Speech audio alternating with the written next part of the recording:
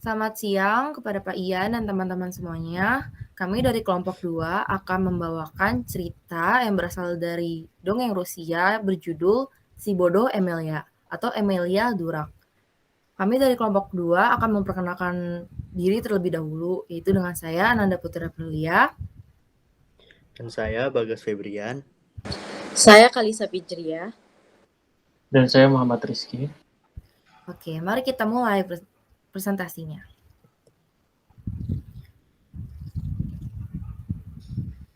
Presentasinya akan dimulai dari saya. Saya akan mengisahkan dulu sinopsis cerita dari Emilia Durak. Cerita ini mengisahkan tentang keluarga dengan 3 anak laki-laki. 2 diantaranya sudah beristri dan rajin membantu untuk bekerja. Namun, anaknya yang terakhir yang bernama Emilia, dia terkenal pemalas dan sungkan dalam membantu pekerjaan rumah apabila tidak diberi imbalan terlebih dahulu. Suatu hari, ketika kedua saudara Emilia pergi untuk kepentingan pekerjaan, Emilia ditinggalkan bersama dengan kedua istri dari saudara-saudaranya. Emilia sebenarnya diimingi oleh banyak buah tangan oleh saudaranya. Namun, istri dari kedua saudaranya ini bersusah payah untuk membuat Emilia tetap terus bekerja dan bangkit dari tempatnya. Pada akhirnya Emilia bersedia untuk pergi bekerja, yaitu pergi ke sungai dan mengambil air.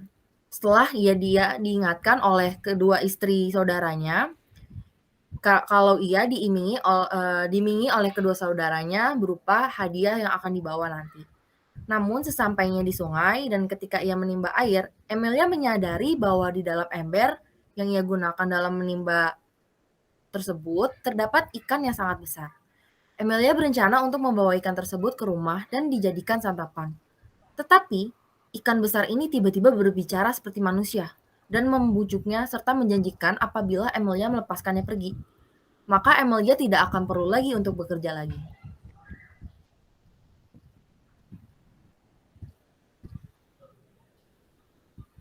Bentar.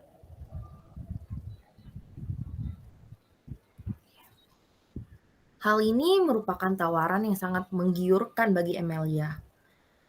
Emilia menguji si ikan agar dia tidak tertipu. Namun ikan besar berhasil membuktikannya dan memberitahu Emilia bahwa yang harus dia lakukan adalah mengucapkan suatu kalimat. Maka keajaibannya akan terjadi. Hal itu pun benar adanya. Emilia tidak lagi harus bersusah payah bekerja untuk melakukan apa yang diminta oleh kakak iparnya. Dia hanya harus mengucapkan suatu kalimat seperti mantra dan pekerjaannya pun akan selesai. Tidak sampai di situ, keajaiban yang dilakukan Emilia pun terdengar oleh Tsar. Tsar mengirim orangnya untuk membawa Emilia ke kerajaan. Menggunakan sihirnya, Emilia yang terpana melihat putri Tsar akhirnya membuat Tsar Maria, yaitu putri Tsar, jatuh cinta kepadanya dan berkata bahwa dia tidak bisa hidup tanpa Emilia. Akan tetapi, ternyata mereka dibuang dan akhirnya terdampar. Emilia memanfaatkan kekuatan sihirnya untuk membangun sebuah tempat tinggal setelah mereka terdampar. Tsar yang melihat tempat yang sebelumnya tidak pernah dia lihat, dia menjadi terkejut ketika ia mengetahui bahwa tempat itu adalah milik Emilia bersama putrinya. Tsar merasa bersalah dan meminta maaf kepada Emilia. Dia juga berkata kepada Emilia bahwa ia dibolehkan untuk menikahi putrinya. Lalu kemudian terjadilah perayaan terbesar yang paling ada dan Emilia menikahi Servina Maria, yaitu putrinya, putri raja, dan memulai kepemimpinan mereka terhadap kerajaan. Mereka pun hidup bahagia bersama selamanya. Oke, selanjutnya kami akan menjelaskan analisis cerita Si Bodoh Emilia atau Emilia Durak. Akan dilanjutkan oleh Bagas.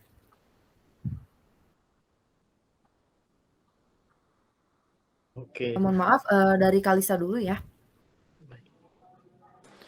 Baik, di sini ada karakteristik dari tokoh-tokoh di cerita Emilia and the Pike atau Emilia Durak atau juga bisa dikenal sebagai Emilia si Bodoh. Jadi yang pertama ada Emilia itu sendiri. Emilia ini memiliki karakter yang pemalas, lugu, cerdik tetapi dia bodoh. Nah, yang kedua saudara laki-laki Emilia yang pergi keluar kota untuk bekerja itu, mereka memiliki karakter yang rajin. Lalu ada kedua kakak ipar Emilia, istri dari saudara-saudaranya yang pergi ke kota. Mereka juga memiliki karakter yang rajin dan sabar menghadapi Emilia yang pemalas. Nah, sedangkan Sar memiliki karakter yang cerdik dan gegabah. Dan terakhir ada Sarefna Maria atau putri dari Sar tersebut memiliki karakter yang lugu dan polos. Oke, bisa di next. Nah, ini ada penokohan dari Emilia Durack. Setelah kita membaca dongeng Emilia Durack dari berbagai sumber, dapat diketahui bagaimana sang penulis dongeng menyajikan watak para tokohnya dalam karyanya tersebut. Dari penokohan ini, dapat dibayangkan bagaimana karakter tokoh tergambar dan latarnya. Yang pertama, ada Emilia. Tokoh Emilia ini disajikan sebagai seorang pria muda yang tampan, cerdik, lugu, bodoh, dan pemalas. Penulis dengan tersurat menjelaskan bahwa Emilia adalah seorang yang tampan dan pemalas.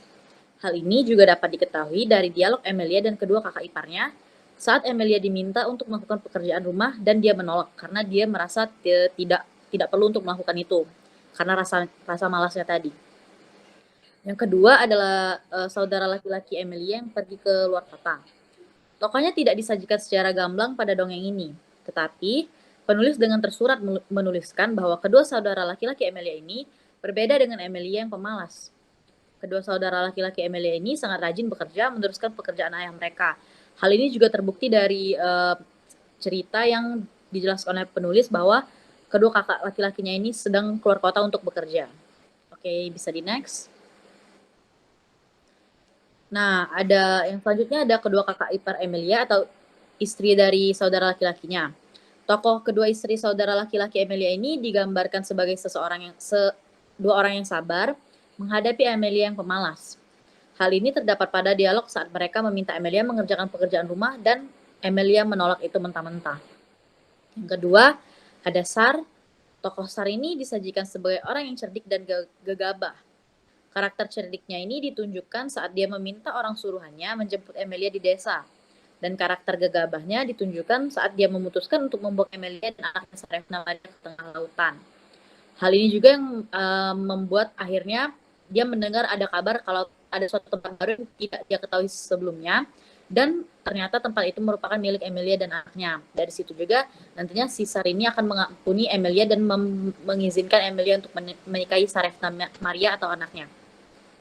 Yang terakhir ada Sarefna Maria. Tokohnya ini disajikan sebagai seorang gadis yang lugu dan polos.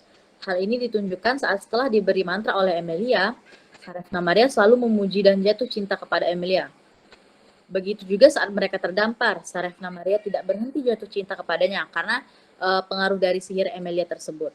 Oke, selanjutnya bisa dilanjutkan oleh rekan saya. Oke, untuk yang selanjutnya yaitu analisis dari alur atau plot cerita Emilia Durack. Setelah kami membaca cerita ini, plot yang dibawakan di dalamnya itu bersifat linier dan berpusat pada tokoh utamanya, yakni si Emilia. Cerita Emilia Durack atau Si Bodoh Emilia ini diawali dengan pengenalan para tokoh, seperti Emilia sebagai tokoh utama, kedua saudara laki-laki beserta istri-istrinya. Kemudian ada deskripsi karakter, di mana penulis itu secara tersurat itu mengungkapkan bagaimana karakter tokoh utama yang dibawakan, seperti malas, lugu, bodoh, dan sering menghindari pekerjaan. Kemudian dialog cerita itu dimulai saat kedua istri, kakak ipar dari si Emilia itu menyuruh Emilia untuk melakukan suatu pekerjaan, yaitu mengambil air di sungai dengan iming-iming suatu imbalan berupa buah tangan dari kedua saudaranya ketika mereka sudah pulang dari pasar. Setelah itu cerita berlanjut saat Emilia itu terkejut menemukan adanya sosok ikan yang besar di dalam ember yang ia bawa. Kemudian terjadi percakapan antar keduanya, di mana Emilia ini berencana untuk membawa pulang ikan itu. Namun sang ikan itu berbicara dan berjanji apabila Emilia itu melepaskannya pergi, maka Emilia tidak akan perlu lagi bekerja. Ia hanya perlu berucap dan keajaiban pun terjadi. Bagian ini itu menggambarkan karakter malas dari si Emilia. Selanjutnya itu dengan kecerdikan Emilia ini, ia menguji si ikan dan betapa terkejutnya Emilia sewaktu ia berucap dan keajaiban pun langsung terjadi. Menurutnya ia tidak perlu lagi bersusah payah untuk melakukan pekerjaan yang disuruh oleh kedua kakak iparnya. Kemudian konflik cerita ini terlihat ketika kekuatan ajaib si Emilia ini terdengar oleh Sar. Kemudian dengan kecerdikannya, Emilia ini memanfaatkan kekuatan ajaibnya untuk memikat hati Sarefna Maria atau si putri Tsar. Konflik cerita terjadi saat hubungan Emilia dan Sarefna Maria ini tidak disetujui oleh Tsar, yang pada akhirnya mereka diasingkan. Emilia dan Sarefna Maria ini terdampar di suatu gubuk di pulau seberang istana. Dengan kekuatan ajaibnya, Emilia itu mengubah bentuk gubuk itu menjadi istana yang megah dan langsung terhubung dengan istana Tsar. Cerita ini diakhiri dengan Tsar yang meminta maaf kepada Emilia dan menyetujui pernikahan mereka. Pada akhirnya mereka pun hidup damai dan bahagia, dan tak hanya itu saja, Emilia pun diangkat menjadi pemimpin baru di kerajaannya. Next. Untuk yang selanjutnya itu ada latar. Dongeng ini dongeng yang berjudul Si Bodoh Emilia atau Emilia Durack ini berlatar tempat di sebuah desa di tepi sungai Volga di Rusia. Cerita ini berlatar waktu pada zaman Kekaisaran Rusia, ditunjukkan dari dialog dan dalam bagian alurnya. Kemudian temanya, cerita ini memiliki tema yang dimaksudkan oleh penulis melalui cerita Emilia Durack ini ialah tentang kecerdikan dan keluarga.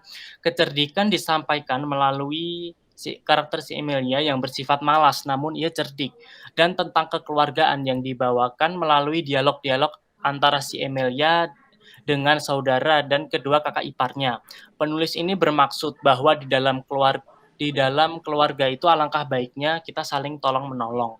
Untuk yang selanjutnya ada gaya bahasa. Gaya bahasa yang disampaikan dalam cerita Emilia Durack ini, setelah kami membaca cerita ini, dapat kami simpulkan bahwa struktur kalimat serta diksi di dalamnya itu sudah cukup familiar atau sederhana. Menurut kami, anak-anak itu dapat dengan mudah memahami seluruh teks di dalam cerita ini. Penulis menggunakan gaya bahasa penegasan dan deskriptif.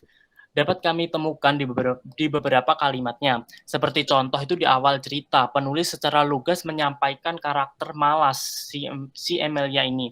Dan di kalimat selanjutnya itu dipertegas kembali dengan deskripsi sifat malas dari si Emilia ini, yakni ketika ia disuruh oleh kakak-kakak iparnya untuk mengambil air di sungai, dengan malasnya ia hanya tetap berbaring di atas kompor dan menjawab, "Tidak, saya tidak mau." Contohnya seperti itu. Mungkin untuk selanjutnya akan disampaikan oleh Bagas, silahkan. Oke. Baik, terima kasih Rizky, akan saya lanjutkan. Kita masuk kepada genre dari cerita Emilian Si Bodoh ini termasuk ke dalam cerita bergenre dongeng rakyat. Dongeng atau folktale sendiri merupakan salah satu bentuk cerita tradisional. Cerita ini masuk dalam dongeng rakyat karena memiliki alur yang mudah dipahami dengan konflik yang tidak terlalu kompleks. Dan cerita ini juga diakhiri dengan akhir yang bahagia, yang biasanya dongeng diakhiri dengan kalimat, pada akhirnya mereka hidup bahagia selamanya. Dan juga cerita ini mengajarkan pesan moral di dalamnya. Lalu sudut pandang dari cerita ini menggunakan sudut pandang orang ketiga atau ada orang lain yang menceritakan cerita ini. Karena dalam cerita ini menggunakan kata ganti orang ketiga seperti dia, ia, atau nama tokohnya, dan juga kata ganti orang ketiga dalam bentuk jamak, yakni mereka. Lalu manfaat dari cerita ini adalah sebagai media pendidikan dan hiburan. Pendidikan dalam cerita ini memuat amanat tentang moral, bagaimana anak-anak diajarkan untuk tidak terlalu malas dan membantu orang lain secara ikhlas tanpa mengharapkan imbalan. Selain itu juga memperkenalkan budaya seperti bagaimana orang Rusia mengambil air dan memancing ikan saat musim dingin. Hiburan yang ada dalam cerita ini adalah alur ceritanya yang mengisahkan bagaimana Emilia yang sangat malas, yang akhirnya dia akan mempunyai istananya sendiri dan dijadikan pemimpin yang baru di negeri tersebut. Baik, selanjutnya akan dijelaskan oleh April.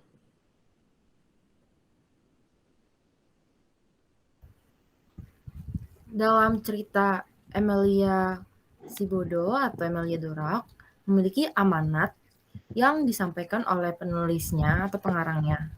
Amanatnya adalah bahwa kita tidak boleh terlalu malas dan terlalu mengandalkan seseorang untuk melakukan setiap pekerjaan yang kita miliki. Juga alangkah tidak bijaknya jika kita terlalu terburu-buru dalam memutuskan sesuatu. Perlunya kesabaran dan selalu memikirkan setiap opsi lain apabila rencana kita sebelumnya gagal mendapatkan hasilnya.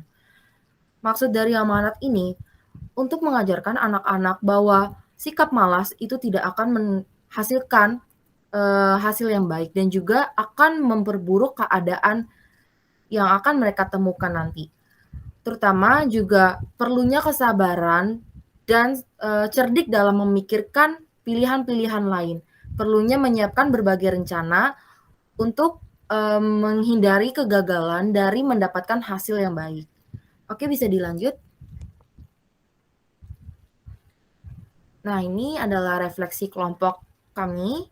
Kisah Emilia ini seperti mengingatkan kami pada mimpi orang-orang Slavia dengan bantuan kekuatan magis untuk mendapatkan semua yang mereka inginkan tanpa merasa lelah di saat yang sama. Dalam artian, bangsa Slavia selalu memiliki cita-cita atau memiliki keinginan bahwa untuk mengerjakan semua pekerjaan dengan bantuan magis. Walaupun pada kenyataannya di dunia ini tidak bisa semudah itu. Karena semua yang kita inginkan harus kita peroleh dengan kerja keras. Secerdik apapun manusia, seberuntung apapun manusia, pasti akan mengalami kekalahan apabila menghadapi kekuasaan yang lebih darinya. Hal ini membawa arti bahwa jangan terlalu berharap pada keajaiban yang senantiasa mendampingi. Ada baiknya kita untuk menyampingkan sikap malas dan menghadapi kenyataan yang akan terjadi. Karena pada dasarnya keajaiban yang seperti yang dimiliki Emilia hanya terdapat pada cerita dongeng-dongeng yang sering kita temui. Di dunia nyata, hal tersebut tidak dapat terjadi. Inilah mengapa kita tetap harus terus bekerja keras dan bekerja secara cerdas dan juga tidak bermalas-malasan. Karena tidak semua orang dapat seberuntung Emilia dan sesabar kedua kakak iparnya. Berikut adalah analisa dari kelompok kami. Sekian dan terima kasih untuk perhatiannya. Ini adalah referensi yang kami gunakan. Spasiba, do swidania.